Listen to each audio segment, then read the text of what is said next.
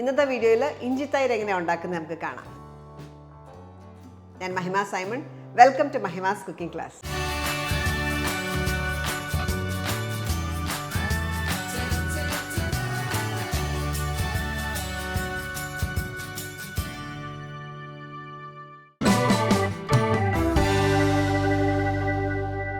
അപ്പോൾ ഇഞ്ചി തൈര് ഉണ്ടാക്കാനായിട്ട് നമ്മൾ ആദ്യം ചെയ്യുന്നത്, നമ്മൾ ചെറിയൊരു ക്വാണ്ടിറ്റിയാണ് ഉണ്ടാക്കുന്നത്.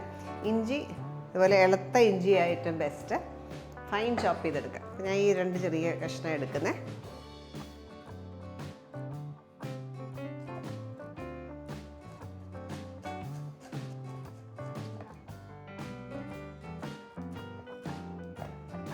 എത്ര ഫൈനായിട്ട് ചോപ്പ് ചെയ്യാമോ അത്രയും ഫൈനായിട്ട് ചോപ്പ് ചെയ്തെടുക്കുക.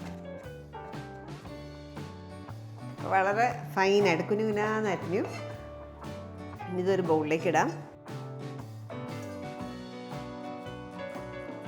ഏകദേശം ഒരു 3 ടേബിൾ സ്പൂൺ ഇഞ്ചി എടുത്തു.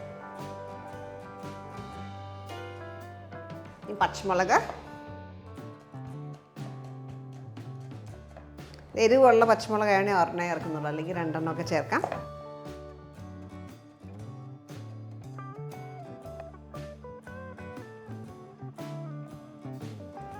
ഇതിനകത്തേക്ക് ചേർക്കാം.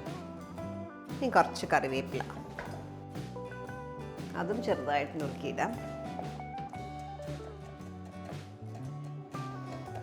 വയറിന് നല്ലതാണ്, ഡൈജഷന് ഹെൽപ്പ് ചെയ്യും.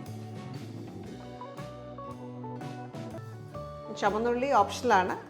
ചുവന്നുള്ളി ട്രഡീഷണലി ചിലർ ചേർക്കാറില്ല, പക്ഷേ ചുവന്നുള്ളി ചേർക്കുന്നതാണ് എനിക്ക് ഇച്ചിരി രുചിയായിട്ട് തോന്നുന്നത്. അതുകൊണ്ട് ചുവന്നുള്ളിയും കൂടെ ഒരു 5 എണ്ണം, അതും പൊടിയായിട്ട് അരിയാം.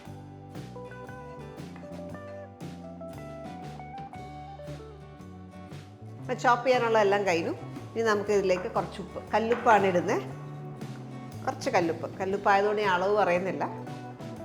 ആവശ്യത്തിന് ഉപ്പ് ചേർത്ത് നന്നായിട്ട് കൈ വെച്ച് നന്നായിട്ട് ഞെരിടുക.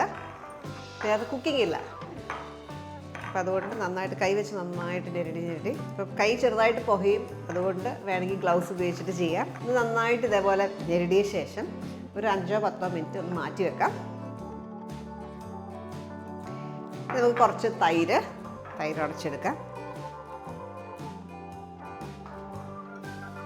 നല്ല തിക്കായിട്ടുള്ള തൈര് എങ്ങനെ ഉണ്ടാക്കുന്നതെന്നുള്ള വീഡിയോ നമ്മൾ ഓൾറെഡി ഇട്ടിട്ടുണ്ട്, ചെക്ക് ചെയ്താൽ മതി.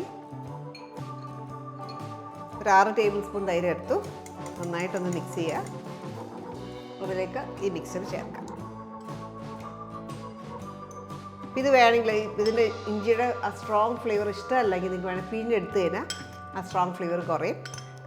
ഞാനത് ചെയ്യുന്നില്ല, എല്ലാം കൂടെ മിക്സ് ചെയ്യാം.